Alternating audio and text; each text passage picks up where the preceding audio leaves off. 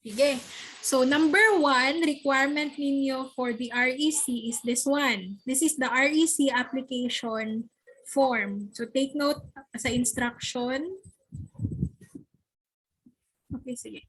Please accomplish this form and ensure that you have included in your submission the documents that you checked below. So aside from this application form, we have sa last part the list of the other requirements that you need to submit. So unsa inyong himon ani nga form, syempre you have to fill this up with the title of your study, the one that was approved by the panelists last time. Itong REC code, ang REC ang magbibigay neto. So you don't need to fill this up. The study site, depende kung saan kayo magkakandak ng study. So this is your research local. So if experimental, GSD-MSFI lang kasi doon naman kayo magkakandak ng experiment. For the descriptive na mga studies, depende kung asa. Lagay nyo lang dyan. And then name of the researchers, lahat ha, and then your contact number. If my co-researchers, mostly the co-researcher is your advisor. Pero this is actually an agreement between you and your advisor. If you agree na maging co-researcher niyo siya, then you can include his or her name here. Now, what is the work of the co-researcher? Pag co-researcher kasi, kailangan may ambag talaga siya sa paper ninyo. Meaning there are parts there sa paper ninyo na siya yung gumawa or siya yung nagbigay ng idea. Yan yung co-researcher. And if mag-agree kayo na maging co-researcher ninyo ang inyong advisor, you will have to draft a memorandum of agreement na para dito, or you can ask me for a sample MOA na mahimo jud siya ninyo co-researchers kasi may implication yan siya. Pag nag-allow kayo na yung advisor ninyo ay maging co-researcher, appeal siya sa tag-iya sa inyong paper. I mean, isa siya sa tag-iya sa inyong paper. So, he or she can use your paper kung for example, isubmit niya for like research forum and mga paper presentation, pwede niyang gamitin yung paper ninyo kasi isa siya sa may-ari. So it's up to you. It's up to your agreement with your advisor whether maging co-researcher siya or hindi. Okay? Name of institution, syempre GSD-MSFI, address, address sa doctors. And then the type of study, if wala dito yung study ninyo, lagay niyo lang sa others. Okay? Source of funding, I think self-funded ni siya tanan no ko kay murag wala ko nakabati nga na ay mag-sponsor sa inyong study or what. So self lang. Duration of study, target lang kung kanus amo, target lang ito. Kanus amo mag-start and kanus sa tanaw ninyo mag-end ang inyong study. If you have participants, you declare here how many participants do you need for your study. Syempre pag experimental, wala lang. And then has the research undergone technical review? No, kasi the technical review is for the REC. So this will be the first time na i-review ang study ninyo. So no lang. Yeah, I will give you a copy of this. I will post this sa Schoology.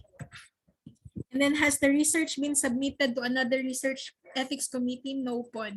And then a brief description of your study. A brief description lang. You just have to give a background information about your study, what your study is all about, what the objective of your study is. And if taas na gyud kayo in yung description, you may use additional sheet for this if necessary, ha? Now, ito, checklist ito of the documents na aside from this application form, you also have to submit sa REC. Number 1, letter request for review. I think ito yung ginahingi ni Risha. I will show you an example later. Itong letter request for review. And then, number 2, endorsement or referral letter. Saan ito galing? Galing ito sa inyong advisor. So, if I'm not mistaken, and as far as I can remember, kamong tanan inyong advisor si Ma'am Dalig. So, kay Ma'am Dalig ni siya gikan tanan. Ihatag lang ni niya inyong endorsement or referral letter if nakapacheck na mo sa iyaha. So hindi kayo basta-bastang mag-submit ng paper ninyo ng REC review na hindi approved by your advisor. So ang laman ng endorsement or referral letter, sabihan niyo si Ma'am Yas na nakalagay lang doon na she has reviewed and approved your paper and that pwede na siya ipasa for REC review. And then number 3, you also have to submit syempre the full proposal or kanang inyong papel from the start up to the end. Syempre soft copy lang. Okay? Soft copy lang. And then curriculum vitae of the researcher, actually no need for a separate na file nito kasi I think your full paper also has the curriculum vitae at the end. So okay na yon. And then, informed consent. Sa informed consent, syempre hindi lahat may informed consent. Yun lang yung may mga mag-conduct ng survey, yung may mga questionnaire. So you really have to include a copy of your informed consent there.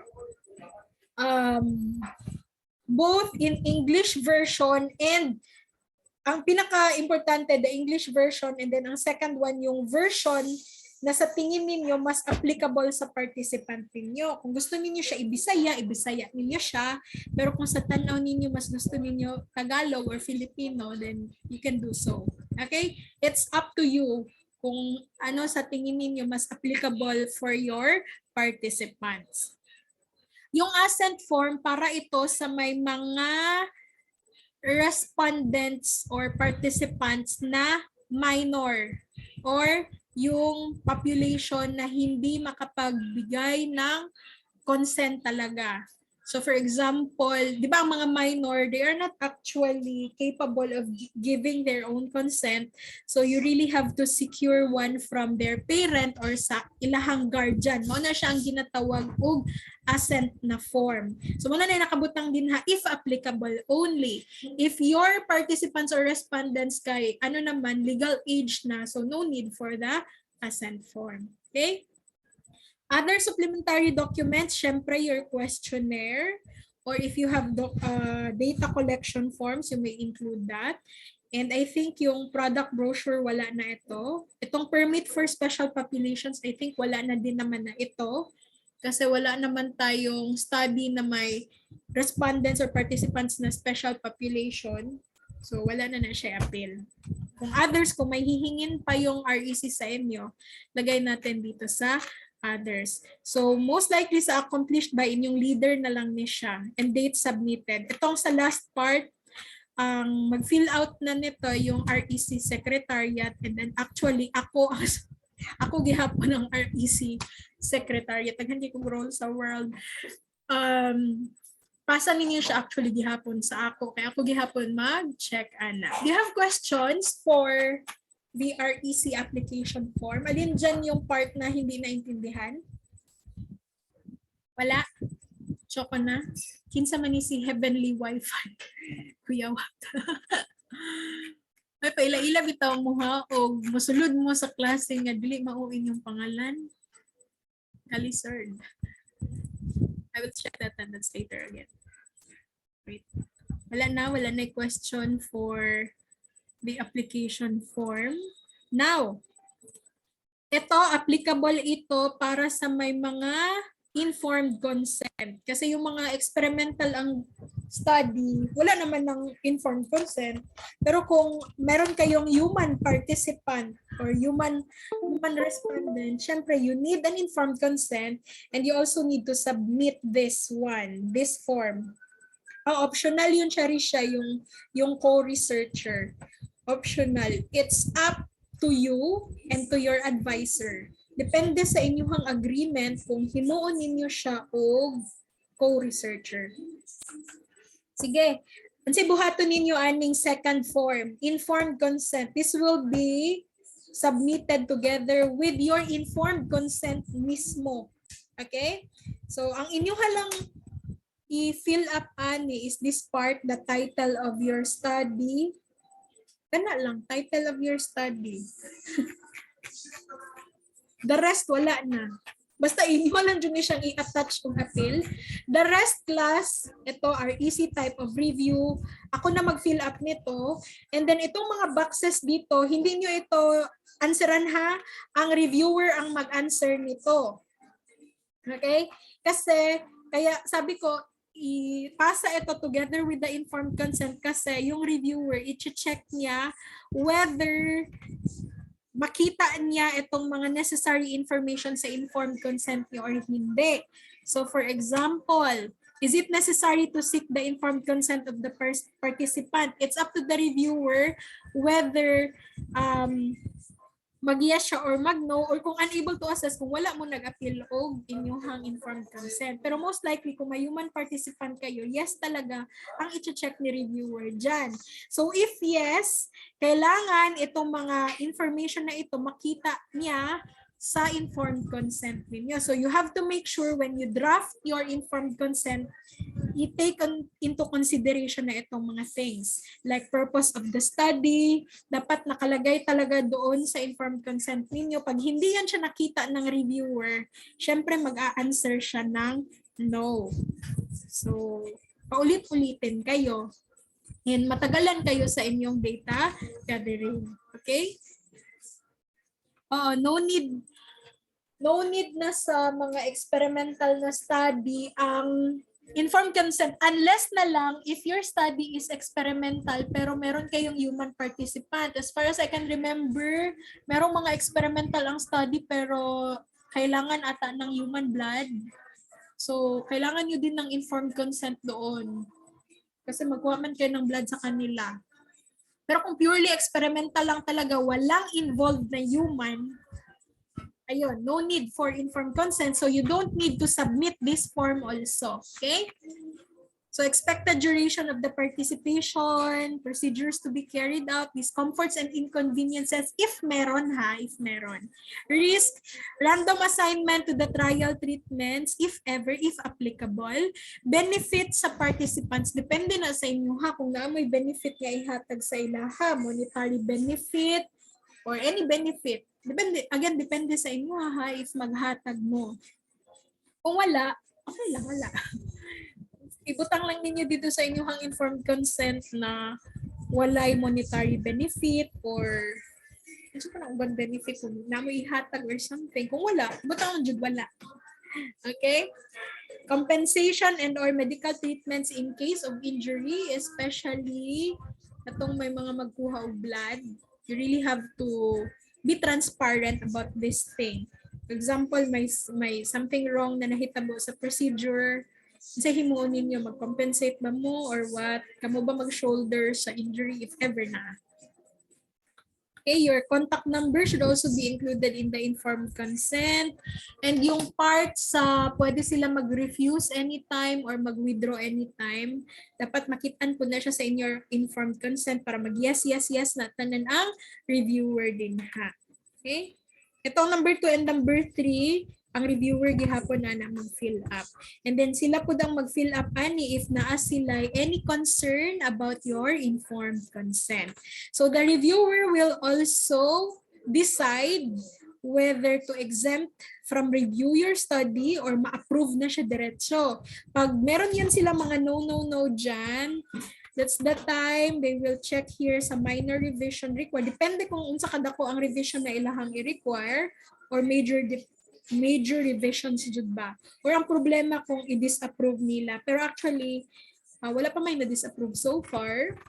Pero kung naay ma-disapprove, ibutang man na nila the reasons here for the disapproval of your informed consent. So that's the second form. Any question? Wala. Sure na yun. Sure na yun ta ng walay question. Let me open the last form. Last form na ito. Na-close ko pa sila kanina. Wait lang kay my chat.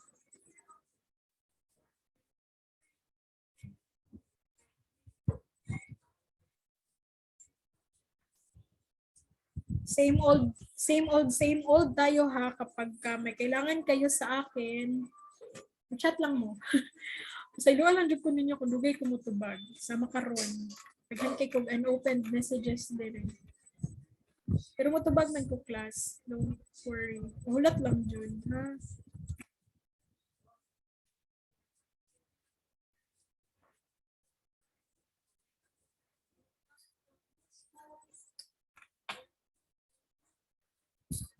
Saan na po? Research. Anong kay kong file? REC.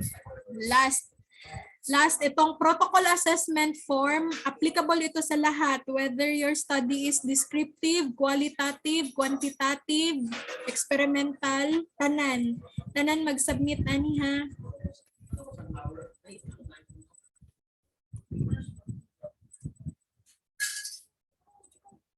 Okay, this one. Kana, okay na? Makita ang form. Pakisabihan ako ha pag hindi klaro ang form. Kadakot natin. Okay. Wait lang. Sakit pa kaya kung tutulan. Gikan pa ko 7:30.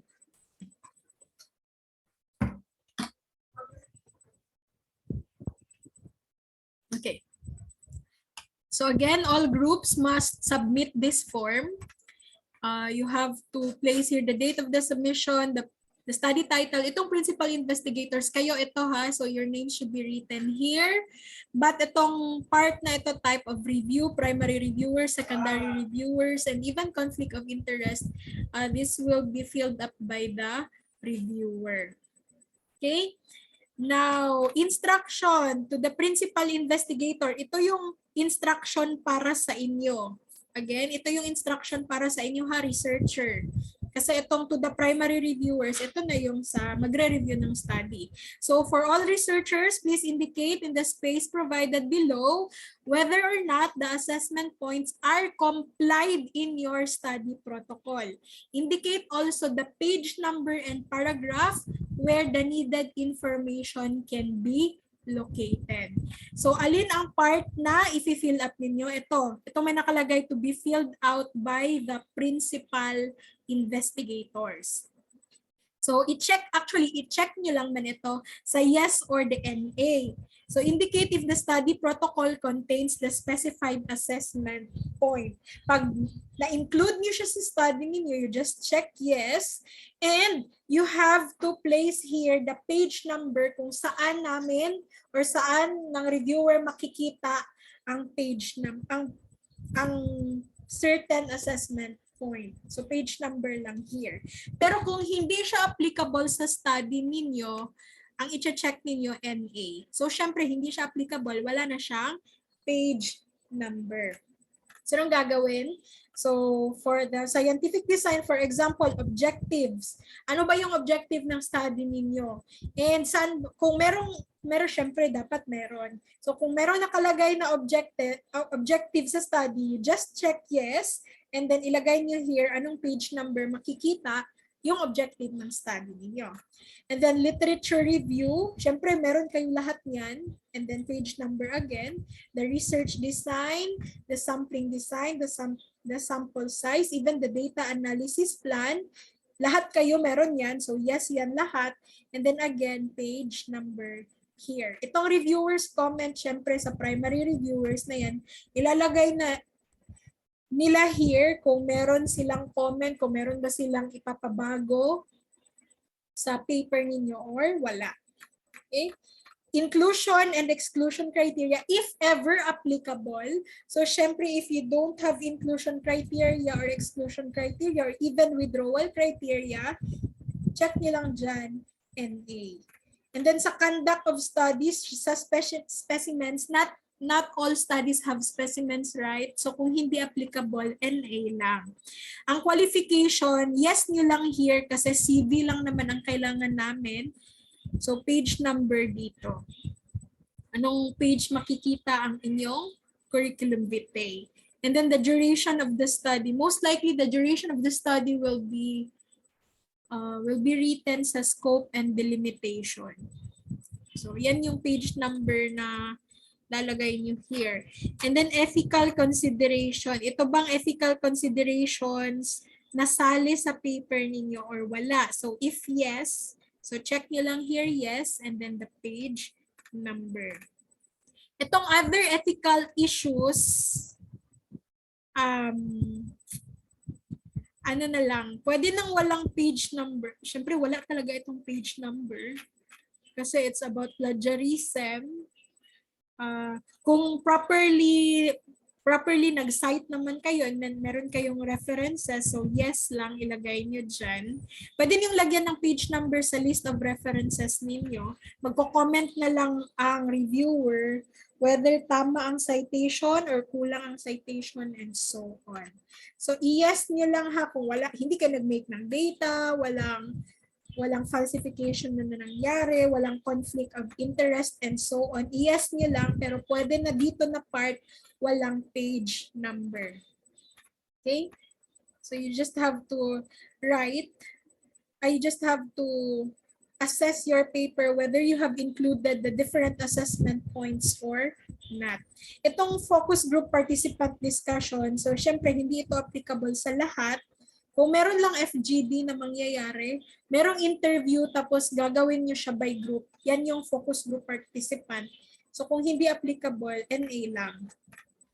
Itong authorship, ito yung nag-decide kayo whether to include your advisor as co-author or co-researcher or not. Kung hindi nyo naman in-include si advisor ninyo or wala kayong agreement, mag-NA lang kayo ha. So, ganun lang. And then sa part ng recommendation, syempre, the reviewer will be the one to fill this up, whether to approve or disapprove your paper. If your paper is being disapproved, syempre, you cannot push through with the data gathering. You have to revise everything na hinihingi ng reviewer before kayo makapagpatuloy.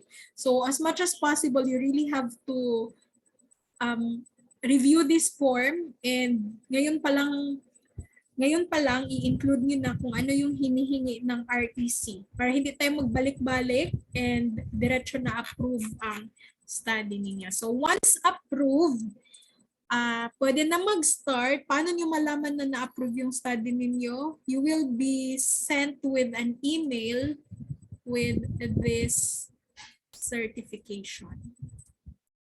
So ito yung sample ng certification na ibibigay sa inyo once na-approve na ang inyong study. So meron dyan Ethics Compliance Certificate. Lalagay ng actually, hindi na si Dr. Myrna yung chair. So, i-edit ko pa ito. Hindi ko pa alam sino ang chair, though.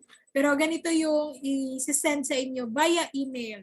Okay? So, paano nyo i-submit ang form and yung application ninyo? Lahat na ha, pag mag-send kayo ng application, dapat lahat ng hinihingi, isahang submission na email. Huwag nyo itingi-tingi kayo. Maglisod kayo na siya pangitaon. So, for the REC review, please submit all the requirements here. GSD, MSFI, Research Office at gmail.com. Ito din ang email na magbibigay sa inyo ng certificate na once na ma-approve na ang paper ninyo. So for the subject, kindly follow this format. MP, res, and then surname of leader. Ganito ang format ng submission ha. Kindly again, submit everything sa GSD-MSFI Research Office at gmail.com. Ang subject dapat MP-res_surname ng inyong leader para hindi siya mahirap hanapin. Wala sa SCED. Ay, wala sa portal yung SCED. Okay, sige. Any question? Wala? Or any question about sa paper ninyo? Ano lang, letter to the research Ethics Committee. Ang two ang to sa ako na lang sa kay wala pa tay chairman. So ibutang na lang ang akong pangalan.